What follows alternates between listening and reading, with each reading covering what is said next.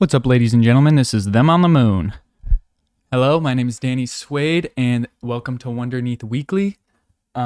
This is my weekly update video where I share what I'm wondering about this week. And it's a lot this week, but I got one main one, which we're going to be starting with, which is, are there other gods in the Old Testament?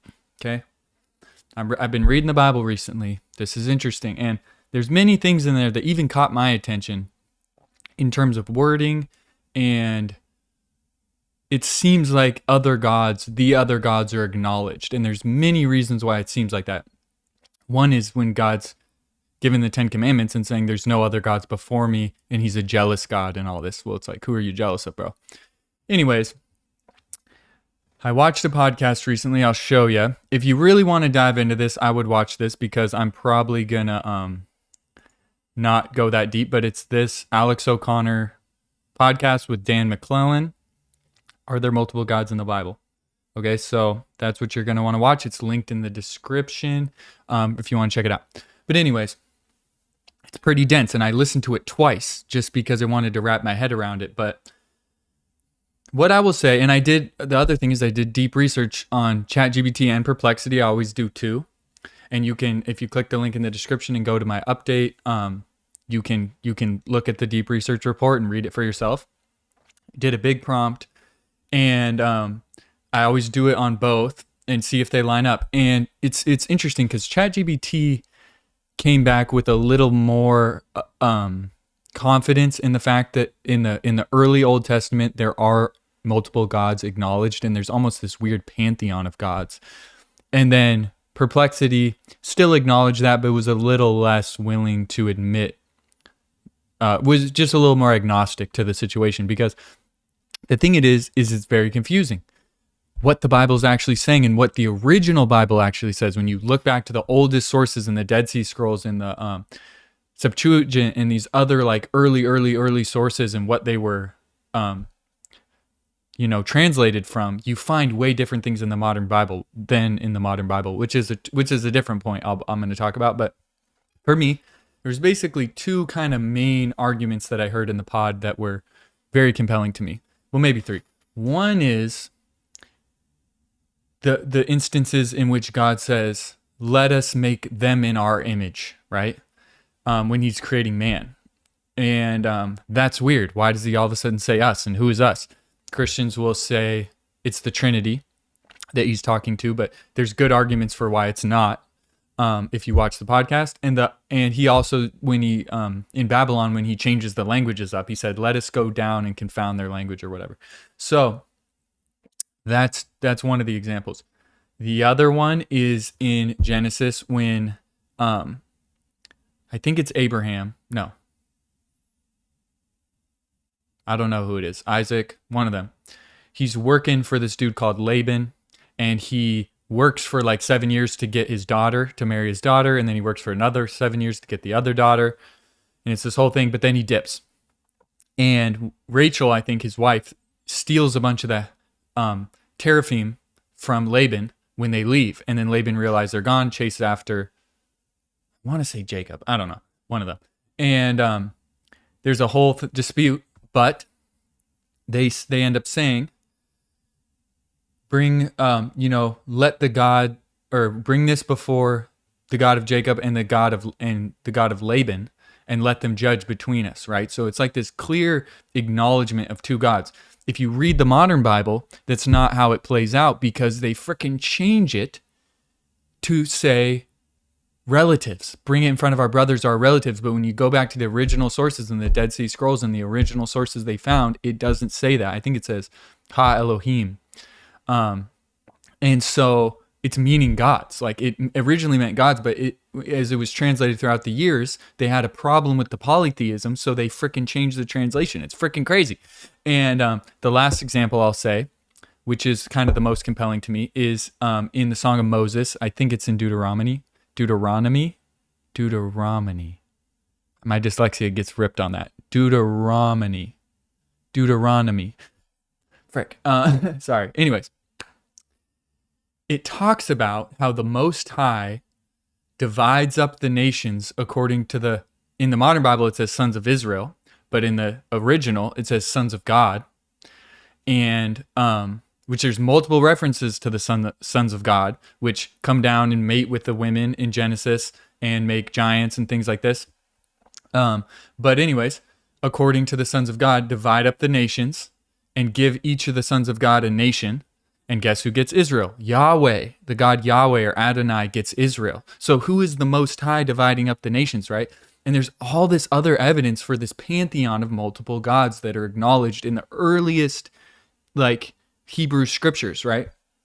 And eventually in the Psalms, David talks about those other sons of gods being deposed and becoming mortal, and Adonai reigning over all the nations.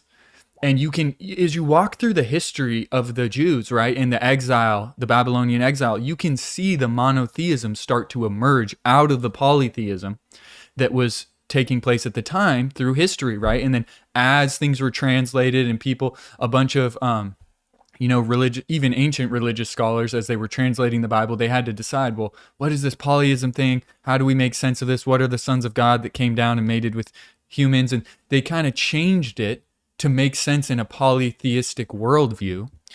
But originally it seems monotheistic. And another point that I learned in the ChatGPT research that was really compelling to me was the fact that the early Canaanite religions, if you look at these other religions that were in the area, there's a lot of similarities between ancient Judaism and these other religions that were taking place. And there were about 70 gods in like the Canaanite canon or whatever. And Israel, or in the Old Testament, it talks about there being 70 nations, right?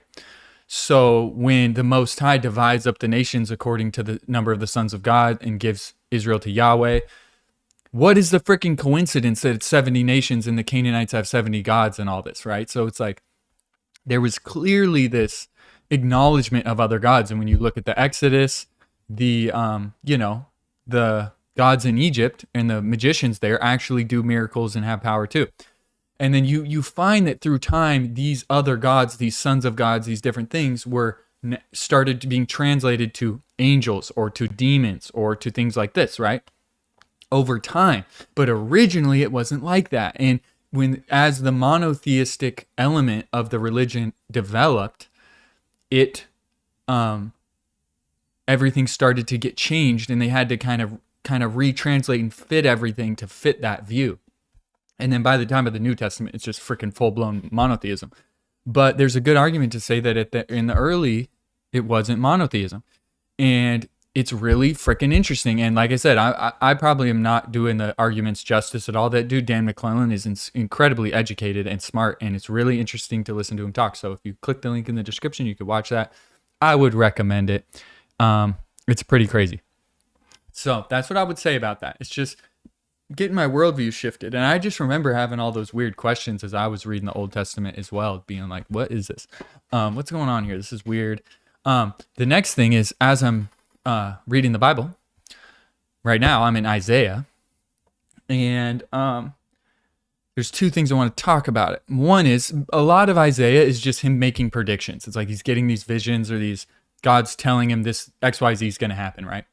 And there's this one point which the king of Judah is freaked out because the king of Israel and the king of Syria, Israel and Syria are, or maybe it's Jerusalem, because there's like Judah and Israel, but I think, or Jerusalem. But anyways, he's getting freaked out and he's afraid the kings are going to come roast him. And Isaiah's like, no. And he says this prophecy about a child being born of a virgin and blah, blah, blah, and called Emmanuel or something like that.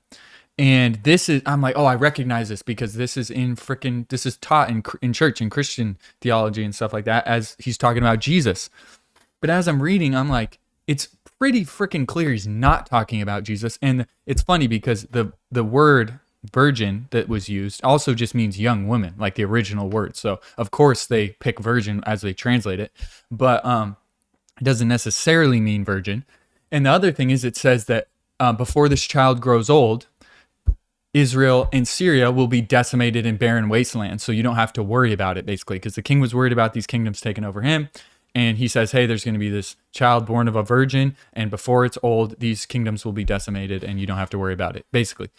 And so I'm researching, did that happen? And apparently it did happen. Like, that's partially historically accurate about at that time. Israel and Syria got roasted, right? And so at that time, whoa, something weird's happening here. Anyway, sorry. At that time, that's what happened. But if you look at the time of Jesus, Israel and Syria were popping. They were under Roman rule or whatever, but those cities and those places were popping and ripping. It wasn't decimated. It wasn't a barren wasteland. And so that prophecy that people use to point to Jesus just clearly is freaking taking liberties, in my opinion. I'm just like, what are we doing? And it's frustrating to me because I feel tricked. And the more I learn, I just feel like the modern church and like modern Christian church has just taken so many liberties to like buttress the faith. And I think there are ways that I think there are actually legitimate things you can point to in the Old Testament that point to Jesus. And there are good arguments and stuff. I'm not saying it's just complete BS, but I'm like, a lot of it, I feel like they're taking liberties and it's not as clear cut as they make it seem. The other thing I was wondering is, I'm like, okay, how many of Isaiah's prophecies actually came true that can be historically corroborated, right? Like, so I'm asking Perplexity that, and it turns out a lot of them actually were, right? He actually called a lot of shots, surprisingly, which is amazing. But he also missed a bunch of shots as well. And there's a bunch of prophecies he foretold that, or he predicted or whatever, and said, God told me blah, blah, blah is going to happen. Did not happen at all. And he was way off. So it's about, I don't know if it's 50-50, but he wasn't a completely straight shooter. Because I was like, man, if all that stuff came true, that's pretty cool. And the fact that some of it came true is also pretty cool, but it wasn't a lot of it. And by the way, all these searches, these Perplexity searches, are on the post. So if you click the link in the description, you can go on my post and click into any of these Perplexity service searches and read the reports and like research it yourself or whatever you want. So yeah. And then we got another one, right? So this is interesting. The question is it true that the most common command across the major religious texts is do not fear? I know it is in the Bible, but I heard this guy saying, yeah, across the Bhagavad Gita and all these other religious texts and the Quran and all this, it's the most common command across everything, and which isn't true, actually. Turns out isn't true. He was also like, yeah, in the King James, it says 365 times it gives the command to not be afraid. I was like, wow, that's freaking amazing. Look it up. Not even freaking close, dude. Like, it only says do not be afraid like 75 times. And then there's a couple other like versions of maybe do not fear, do not be afraid, but it barely breaks 100. It's not 365. So it's just a freaking total myth, right? That people repeat. It's still amazing to me that it's in there that many times and it's the most common command. And I really think it's a good one. And what's funny is if you, a little later in this video, in the update, I have an Andrew Tate video for you that fits in perfectly with this. It's freaking hilarious and super interesting. So hang out a bit for that coming up. I'm going to hop over and share my screen here. And we'll look at the rest of these. These are less, these are more just kind of fun things I was wondering throughout the week.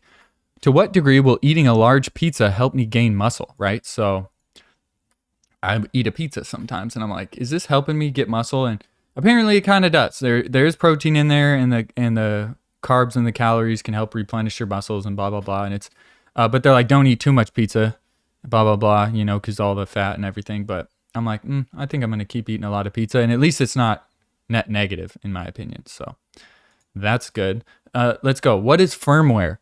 Heard of firmware. I'm like, what is this? Why is it different than software? What's going on? Because I know you can download it, right? Where hardware is like physical components. Software is the computing. What is firmware? Turns out firmware is the basically intermediate software between the software and the hardware that controls the hardware, right? So that's why it can be downloaded or updated, right? And a lot of times it's not updated, but it's funny too because my dumb ass, I'm like, because it's like software, it's like soft, hardware is like hard, physical, right? In firmware, it's like not soft or hard, it's firm. I was like, dude, I never even put that together. I'm a freaking idiot. And I was like, wow, that makes actually perfect sense. I probably could have just thought about that and figured it out. So I'm kind of an idiot. That's what that is. Next one. This is interesting. How does the Norwegian Sovereign Wealth Fund work, right? So I was listening to a podcast, and they were talking about taxing the rich in economics and like how, you know, apparently the UK and Britain is like going downhill in terms of the economy and they really want to tax the rich, but economics is complicated. But apparently, where there's super high taxes or, a lot of socialist type of vibes in Norway, right?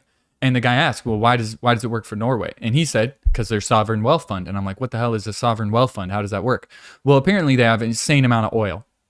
So what they do is they say this oil belongs to everyone. It belongs to the nation and it belongs to everyone. So if you want to freaking mine it, we're going to basically take all the money. And then they have this massive sovereign wealth fund, and it's worked out incredibly for them. And they apparently own like half of London, and they have the biggest sovereign wealth fund in the world, I think, because of this. But then I'm like, well, if they tax it all and take the money, how is there an incentive for a company to mine it or to, drill and do all that?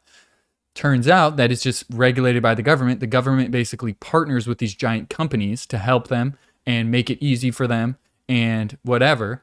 And then they're still allowed to take a percentage of the profit. And there's just so much freaking profit that they can still make a bunch of money. And if they don't make money, they obviously don't have to pay the taxes, but they have to pay most of what they make to the sovereign wealth fund. And it just makes it manageable and a viable industry and makes the whole country way richer, and also allows these oil companies to rip it and still get rich too. But then here's where it's interesting. I was wondering, why don't they just do that across every sector or like every industry if that works?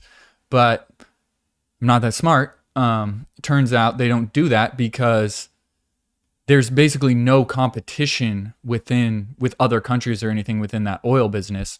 And it's a natural resource that's like right there, right? So that's different than like if you're doing a clothing company or you're doing something else where there's not like this natural resource. And many of the other sectors, you just have normal competition with the rest of the world and with the country. And it's because of this massive, unique resource that's in one place that makes it that orientation viable for that specific sector. Again, if you want to read more into that or research it, if you're a freaking nerd like me, it's on the post. How many civilians were killed when the U.S. nuked Japan? Wondering about this because obviously the thing in Gaza, people are freaking out and about all the civilian deaths. And not saying it's not bad, but we killed 140,000 civilians in Hiroshima and about 70,000 in Nagasaki. So that's freaking bananas. And so, yeah, it looks like about 200,000 by the end of 1995 or 1945. And that's like in one day, basically. It's just boom, And so it's just crazy. People look at what Israel's doing and be like, this is insane and so unethical. I'm like, how do we not look at us freaking bombing the city and killing 200,000 people at once, basically, and not think that that's like not the most horrible thing ever, And it's like, you look at the rest of World War II, it was like millions and millions of civilians, which that's a long topic. I don't want to get too much into, but anyways, I was just wondering like how many were killed during that. It's a lot. Holy crap. It's like unfathomable amount, honestly. And last thing, speaking of Israel, does the IDF use drones with guns on them? Because I was looking at that video of the guy from America who went to Nasser Hospital in Gaza to help. And he talked about a little girl who came in who got freaking sniped by a drone with a gun on it while she was chilling in her tent. And that clip was on YouTube and someone commented, that's BS because IDF doesn't use drones with guns on them. So that's BS. And then I was like, do they? And then it's like, I do the perplexity. It's like, yep, they've been using drones equipped with guns and other lethal weapons. Multiple credible reports and eyewitness accounts confirm that small drones, including commercial quadcopters, have been adapted by the Israeli military to carry firearms or improvised gun mechanisms and to drop grenades targeting people on the ground. So it's funny. It's like that thing where it's like, this whole freaking conflict and like so much on the internet is like, this happened. People are like, no, it didn't. No, yes, it did. No, it didn't. Yes, it did. And it's like, how do you even freaking know? I mean, it's like, I don't like to treat perplexity like it's freaking Bible, which is ironic to say that. But I don't know. Interesting. Let's get into the rest of the update. That's everything I'm wondering about. And then now I'm going to just go to my weekly update and all the other things I got here for you. So here we go. This week, oh yeah, freaking crazy, dude. Indonesia, George Floyd, basically, right? Where they're having these crazy protests. Cop ran over a dude and killed him, and now everyone's freaking out, and it's freaking chaos. Here's a picture of it. I actually saw the video of the dude getting ran over, too. It's pretty gnarly. Very sad. And it's just crazy, man. I'm like, it's popping off. Other people are dying. They're burning shit. There's burnt cars everywhere. People are freaking out. Tear gas, whole freaking thing. It's funny, right when I get here, too. But apparently the government approved a pay package for like the House of Representatives that's like a lot of money, and everyone's like, what the hell, dude, we're all super poor. Minimum wage here in Indonesia is $350 a month US. So think about that. That's crazy. So people are really pissed and they're freaking out. And then there's a bunch of other like government mismanagement and things people are mad about. And then obviously the police killed that dude, and now it's just freaking pandemonium. So that happened this week. Pretty gnarly. I went and walked through the studio we're using for my music video and met some of the crew and got to kind of talk through the lighting and everything with everyone, and so that's cool. I basically have to go get a haircut tomorrow, and I got to shop for my outfits and stuff like that. I think we're gonna shop with the team to like get the outfit styled, because they were sending me some outfits and I was like, I don't know about that, and they're like, we should just go shopping, and I'm like, okay, bet. Yeah.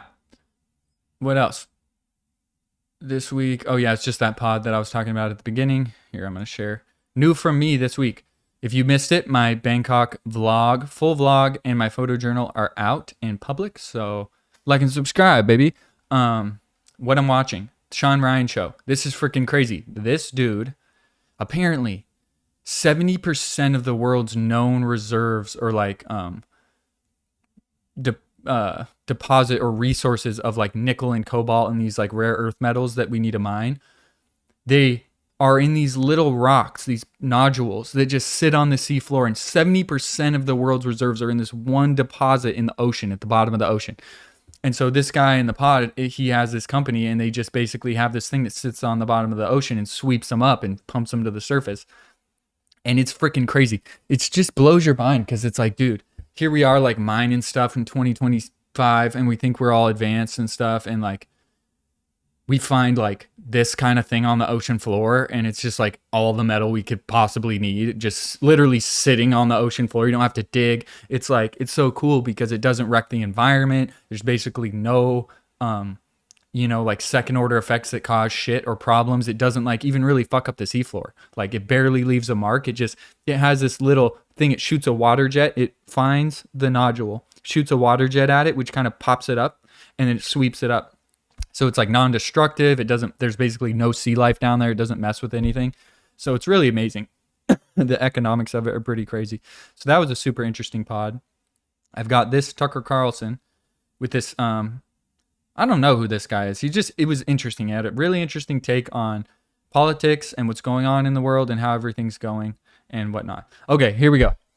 This is interesting. This is that Andrew Tate video I was telling you about. So let's watch this. This is so funny. So his kid, I think he's got like hella kids, but this one kid, he's having him do this little drill. And the kid, he's like, there's a bee. And they just, him and whoever else is there, Tristan, his brother and stuff, just jump on his ass about this, not being scared of the bee. And it goes to that thing I was talking about, fear.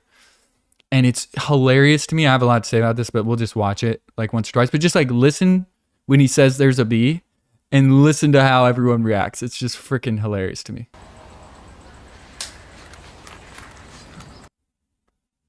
Here, I'll move this over. I think I gotta refresh us. Sorry. Hold on. The bee. We're not scared of the bee. Bees can't hurt you. We're men. We're not scared. Understand? Understand. Punch the bee. We're not scared of bees. Bees can't hurt you. We'll let it run again and listen, because it starts like right at the beginning. But just listen to what everyone says when he's scared of the bee. Keep your hands up.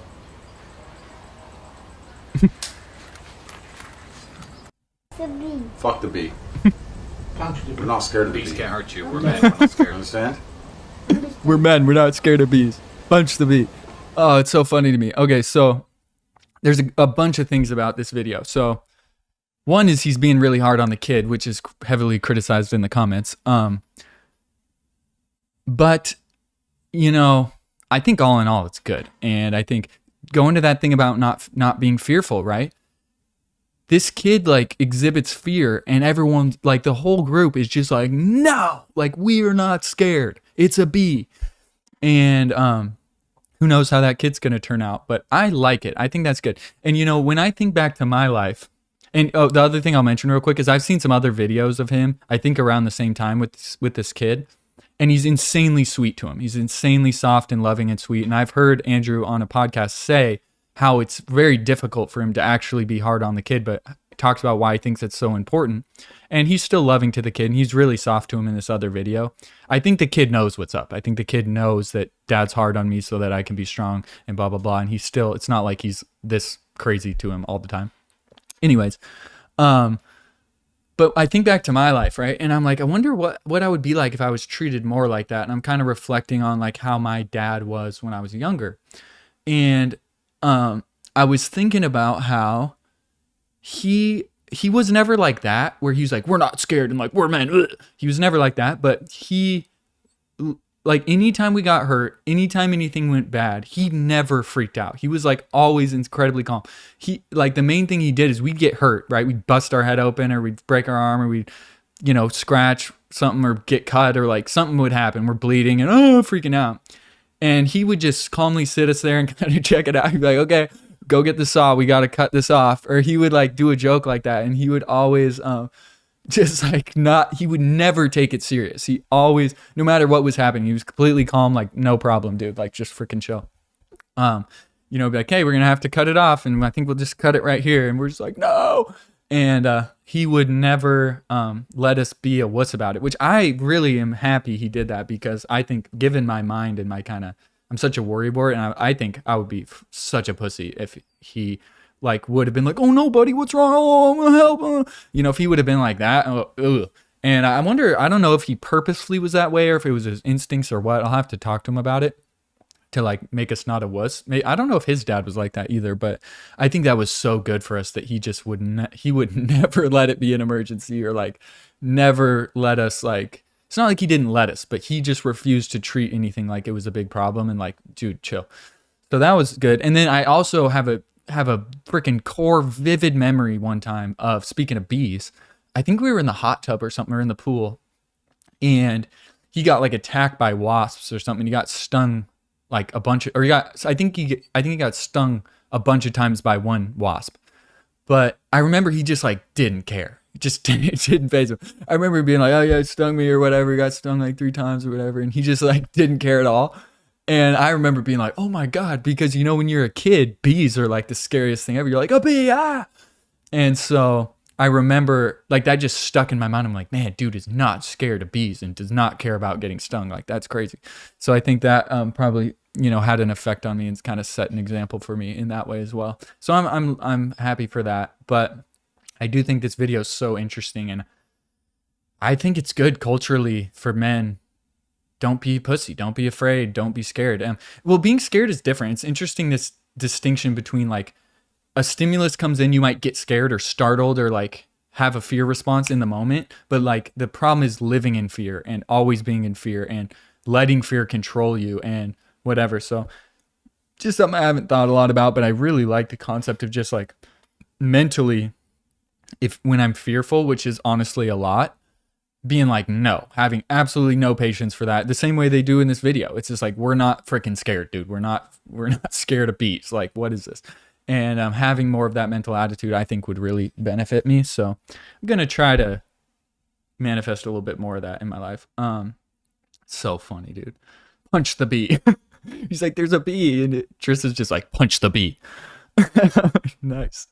So funny, dude.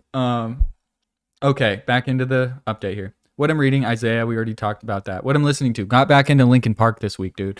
OG Linkin Park, In the End, Giving Up, Bleed It Out, and then this Fort Minor song with M. Shinoda. Bangers, dude. In the gym, just like vibing. And then here, let's go photo dump. I'm gonna show you based on this. We'll go this way for it, so you can see the big pictures. Here we go. Cool sunrise. Look at this. Kind of weird the way the clouds looked. I was like, dang, it's a nice one. This is from my room. Dude, what I started doing, this is funny. What I started doing is I wake up in the morning and turn all the lights on freaking bright to wake up, right? And then I open the blinds, but I have the lights on, and then I do my morning routine. But what I started doing is I wake up about 15 to 30 minutes before the sun even starts coming up at all, so it's totally dark. So I have the lights on for that period of time to kind of get me awake and everything. But then I turn them off and it's this vibe, right? It starts to be this vibe. And I do my morning routine like this, and it's a freaking vibe with my jazz music going. And I'm like, man, I wish I would have been doing that the whole time. So that's a game changer. This is the studio we went and looked at. We're going to obviously set up a green screen, and they're going to rig up a bunch of lights and everything, but that's the space. This is the skyline, Jakarta skyline, zoomed way in. This is me in the future. One of my friends sent me this. I'm like, dude, cloud shirt, let's go. It's fucking gangster. This is the mall right by my place that I went to. Really cool, like futuristic, brand new, really nice, kind of bougie, cool mall with water fountains. So that was nice and cool. Some clouds. That's the banner. Oh, and thanks for 10K on Sheets, baby. Hit 10K on Sheets. It actually passed Soldier recently, and it's been my top song for a while. So that's the song I'm doing the video for. So that's nice. So thanks for listening if you've been listening. And okay, so Wonder Fam section. Usually I continue this video, and it's a paid thing on the blog. If you click the link to my blog, you can get the rest of the video. But I don't have anything really personal to talk about this week, so I'm not gonna extend the video. But if you wanna be a paid subscriber, I give you a bunch of early access to things. There's a free link to book a video call with me to like discuss any of this stuff. If you want to argue me, or if you want to just have a discussion about anything, you can pay, get a paid subscription, and you'll have access to that link to just book a call on my calendar, video call. And then I do upcoming things. So when I have new videos coming out, or have new songs, or I have demos, and I have different things, you can get early access to all that. And this week you have early access to a new blog post that I wrote about focus and passion and kind of my early adulthood. And it's a really beautiful actually piece that I wrote, and it was a really stream of consciousness thing I wrote, and I reread it the other day, and I shed a tear actually. So I'm like, dang. So I'm looking forward to publishing that. But if you want early access, you can get the paid subscription and get access to all that stuff. So that's what it is. And yeah, I do this every week. Thanks for watching. Like and subscribe if you want. And so I'm retired from social media, so this is kind of how I share my life and what I'm thinking about and wondering about and everything. If you're here, thank you very much, and we're going to see you next week. And also check out DannySuede.com.